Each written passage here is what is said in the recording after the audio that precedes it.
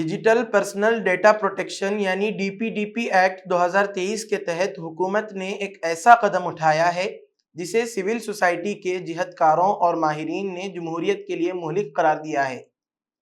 اس قانون کے ذریعے نہ صرف شہریوں کے معلوماتی حقوق کو محدود کیا جا رہا ہے بلکہ RTI ایکٹ 2005 کو بھی شدید نقصان پہنچایا جا رہا ہے۔ ناظرین السلام علیکم، آپ دیکھ رہے ہیں دکن میڈیا کا اردو خبرنامہ اور میں ہوں اسماعیل ریحان۔ DPDP ایکٹ میں کی گئی ترامیم کے تحت RTI قانون کی دفعہ 8(1)J میں تبدیلی کر دی گئی، جس کے تحت سرکاری اہلکاروں کے ذاتی کوائف کو مکمل طور پر خفیہ کر دیا گیا ہے، خواہ وہ مفاد عامہ سے ہی کیوں نہ جڑے ہوں۔ اس کا مطلب ہے کہ اب عوام اس بات کی معلومات حاصل نہیں کر سکیں گے کہ کس بینک نے کن کارپوریٹ کمپنیوں کو کتنا قرض دیا اور کن کے قرض معاف ہوئے، کس نے سرکاری اسکیموں میں فائدہ اٹھایا اور کون محروم رہا، ووٹر لسٹ میں نام جوڑنے اور ہٹانے کی تفصیلات کیا ہیں۔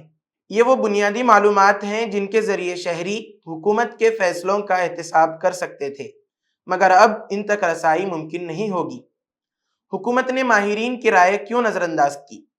دلچسپ بات یہ ہے کہ نیتی آیوگ جو حکومت کا اپنا تھنک ٹینک ہے، اس نے بھی RTI ایکٹ میں اس ترمیم کے خلاف مشورہ دیا تھا، لیکن حکومت نے اسے مسترد کر دیا۔ اپوزیشن جماعتوں اور سماجی تنظیموں کی مخالفت کے باوجود حکومت نے یہ قانون نافذ کر دیا، جس پر انسانی حقوق کے جہدکاروں میں شدید بے چینی پائی جا رہی ہے۔ یہ پرائیویسی نہیں، بدعنوانی کو چھپانے کا منصوبہ ہے۔ معروف سماجی جہدکار انجلی بھردواج نے حکومت کے اس اقدام کو شدید تنقید کا نشانہ بناتے ہوئے کہا کہ یہ قانون پرائیویسی کے تحفظ کے نام پر جواب دہی کو ختم کرنے کی ایک سازش ہے۔ ان کا کہنا ہے کہ پہلے ہی RTI قانون میں پرائیویسی کی حفاظت کا مکمل نظام موجود تھا، جس کے تحت ایسی معلومات کو روک دیا جاتا تھا جو واقعی ذاتی نوعیت کی ہوتی تھیں۔ نئے قانون کے بعد اب کوئی بھی معلومات نہیں دی جا سکے گی، چاہے وہ عوامی مفاد میں ہی کیوں نہ ہو۔ اس قانون کا سب سے بڑا نقصان یہ ہے کہ حکومت کی مالیاتی پالیسیوں اور انتخابی نظام میں شفافیت مکمل طور پر ختم ہو جائے گی۔ مودی کی ڈگری سے لے کر الیکٹورل بانڈز تک سب کچھ خفیہ۔ یہ قانون دراصل ایسے معاملات کو دبانے کا ایک نیا ہتھیار بن گیا ہے جو عوامی مفاد سے براہ راست جڑے ہوئے ہیں۔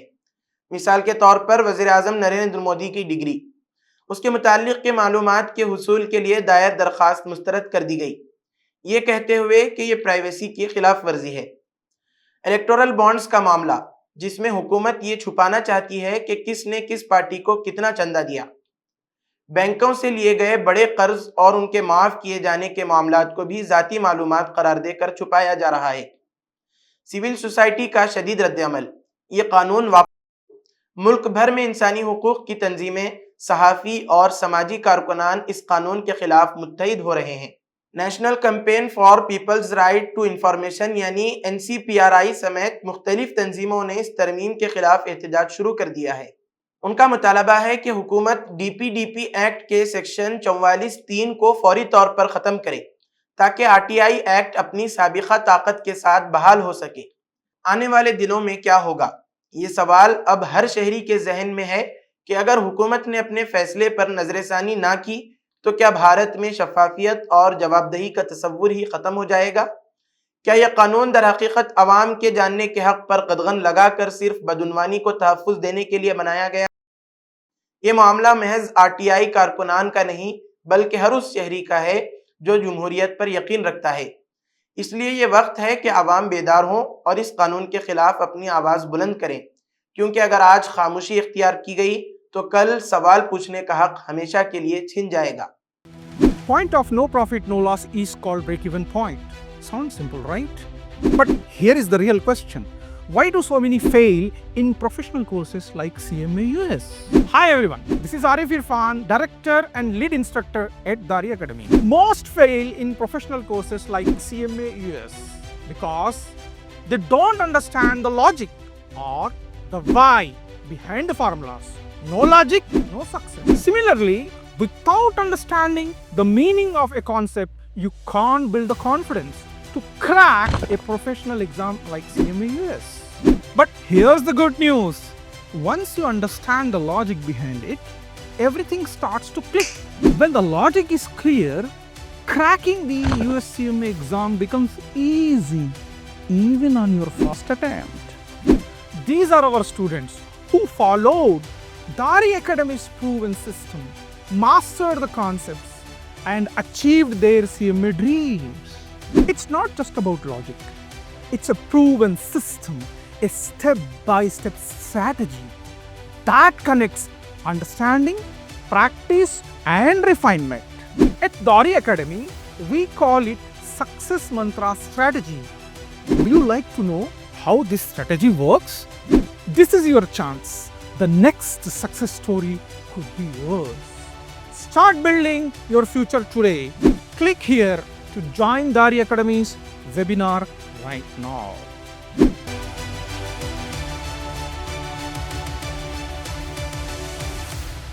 अब आइए बढ़ते हैं दूसरी खबर की जानिब। शिवसेना यानी उद्धव ग्रुप ने औरंगजेब के मज़ार को गिराने के मुतालबात पर बीजेपी को सख्त तनकीद का निशाना बनाया और इल्ज़ाम आयद किया कि हुक्मरान जमात शिवाजी महाराज के सबको साथ लेकर चलने के नज़रिए के खिलाफ होने के बावजूद आज इन्हें महज सियासी फ़ायदे के लिए इस्तेमाल कर रही है। शिवसेना के तर्जुमान सामना के इदारिये में कहा गया कि बीजेपी की सियासत दर हकीकत शिवाजी महाराज के उसूलों के खिलाफ है और अब उसने औरंगजेब के मज़ार को नया बाबरी मस्जिद तनाज़िया बनाकर अवाम को तकसीम करने का नया हथियार बना लिया है। जबकि छत्रपति शिवाजी महाराज ने सभी मज़ाहिब के अफराद को यकजा रखा और उनकी रवादारी की मिसालें तारीख में मौजूद हैं, लेकिन आज बीजेपी इसी शिवाजी के नाम पर फसादात भड़का रही है। मजीद ये कि फडणवीस हुकूमत की नाकामियों को छुपाने के लिए ये नया मसला खड़ा किया जा रहा है, जिससे रियासत में बदअमनी फैल रही है। बीजेपी एमपी प्रदीप पुरोहित के उस बयान पर भी कड़ी तनकीद की गई जिसमें नरेंद्र मोदी को शिवाजी का अवतार करार दिया गया। शिवसेना का कहना है कि असल शिवाजी की विरासत को मिटाने की कोशिश की जा रही है और महाराष्ट्र में मजहबी जज्बात को हवा दी जा रही है, जबकि शिवाजी महाराज ने खुद कुरान का एहतराम करने का हुक्म दिया था, मगर आज उसी महाराष्ट्र में कुरान के औराक जलाए जा रहे हैं। इदारिये के इख्तिताम पर बीजेपी की इस सियासत को शिवाजी महाराज के असल विरसे से गद्दारी करार दिया गया और कहा गया कि अगर महाराष्ट्र को मुत्तहिद रखना है तो असल शिवाजी के नजरियात को जिंदा रखना होगा, ना कि इन्हें सियासी मफाद के लिए मस्त किया जाए। नागपुर में होने वाले तशद्दुद ने एक बार फिर इस हकीकत को आश्कार कर दिया कि फिरकावाराना मुनाफरत और सियासी फायदे के लिए आग भड़काना अब एक मुनज़्ज़म हिकमत अमली बन चुका है।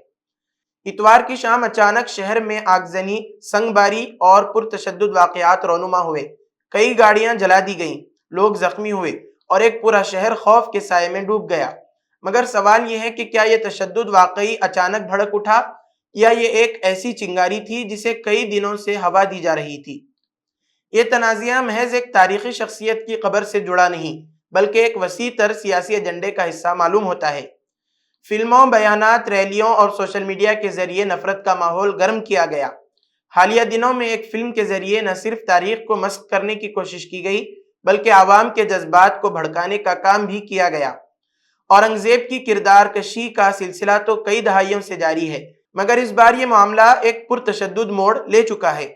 नागपुर के फसाद का पस मंजर देखें तो ये वाज़ेह होता है कि विश्व हिंदू परिषद और बीजेपी के कई लीडरान दिन दहाड़े औरंगजेब की कब्र गिराने के ऐलानात कर रहे थे। यहाँ तक कि बाज़ ने इस अमल के लिए इनामात देने का ऐलान भी कर दिया। हैरत की बात तो यह है कि यह कब्र महकमा आसार कदीमा के तहत है, जो बराह रास्त मरकजी हुकूमत की जिम्मेदारी है। अगर वाकई हुकूमत को इससे मसला था तो वो कानूनी तरीके से इसका हल निकाल सकती थी, मगर ऐसा नहीं किया गया। उसके बरअक्स हुकूमत में शामिल लोग ही आवाम को सड़कों पर उतरने और नफरत के शोले भड़काने के लिए उकसा रहे थे। ये पहला मौका नहीं जब किसी रियासत में फिरकावाराना तशद्दुद हुआ हो और हुकूमत खामोश तमाशाई बनी हो। महाराष्ट्र हुकूमत ने इब्तिदा में हालात बिगड़ने दिए और जब शहर आग की लिपट में आ गया तब भी असल मुजरिमों पर कोई कार्रवाई नहीं की गई। सवाल यह है कि अगर कोई सियासी लीडर खुलेआम किसी तारीखी कब्र को गिराने के लिए इनाम का ऐलान करता है तो क्या ये इश्तियाल अंगेजी के जुमरे में नहीं आता? क्या ऐसे बयानात पर कोई कानूनी कार्रवाई होगी या सिर्फ उन लोगों को निशाना बनाया जाएगा जो फसाद के दौरान रद्द-ए-अमल जाहिर करते हैं? ये अब कोई राज नहीं कि हर कुछ दिन बाद मुल्क के किसी न किसी हिस्से में फिरकावाराना कशीदगी पैदा कर दी जाती है। जब हुकूमतें तरक्की, रोजगार, مہنگائی اور بنیادی مسائل پر ناکام ہو جاتی ہیں تو ایسے مسائل پیدا کر کے عوام کی توجہ ہٹانے کی کوشش کی جاتی ہے۔ یہی کچھ ناگپور میں ہوا، جہاں بی جے پی لیڈران نے ایک بے بنیاد تنازع کو ہوا دے کر عوام کو اشتعال دلایا اور پھر حالات قابو سے باہر ہو گئے۔ حکومت کو جواب دینا ہوگا۔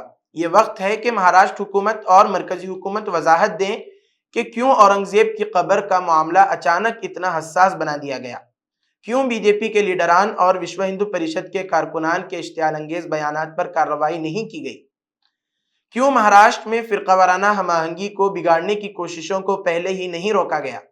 اگر حکومت واقعی امن قائم کرنا چاہتی ہے تو وہ ترقیاتی منصوبوں اور عوامی بہبود پر توجہ کیوں نہیں دے رہی ہے؟ امن کی راہ میں سب سے بڑی رکاوٹ یہی نفرت کی سیاست ہے۔ یہ معاملہ صرف ناگپور تک محدود نہیں، یہ ایک خطرناک رجحان کا حصہ ہے جس میں ملک کے کسی نہ کسی کونے میں نفرت کی آگ بھڑکائی جاتی ہے، اور حکومتیں یا تو خاموش رہتی ہیں یا در پردہ ان کوششوں کی حمایت کرتی ہیں۔ اگر واقعی ملک کو ترقی کی راہ پر لے جانا ہے تو اس نفرت کی سیاست کو ترک کرنا ہوگا اور عوامی مسائل پر توجہ مرکوز کرنی ہوگی، ورنہ آج ناگپور جلا ہے، کل کو کوئی اور شہر جلے گا اور یہ سلسلہ رکے گا نہیں۔ اسی کے ساتھ آج کی خبروں کا اختتام ہوتا ہے۔ کل پھر ہوگی ملاقات نئی خبروں کے ساتھ۔ دیجیے اجازت، اللہ حافظ۔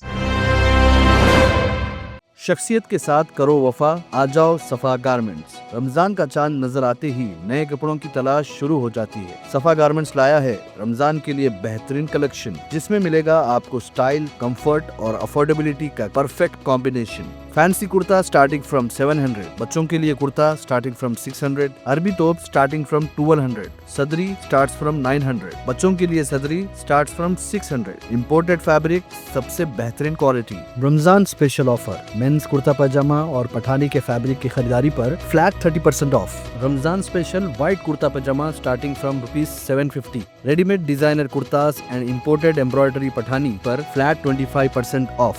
مینس اینڈ کڈس توپس میں MRP پر flat 25% off. Mens and kids کے ریڈی میڈ کرتا پٹھانی میں buy one get one free offer. قیمتی وقت اور پیسے بچائیں، صفا گارمنٹس چلے آئیں۔ صفا garments, Toli Chowki x road, Hyderabad.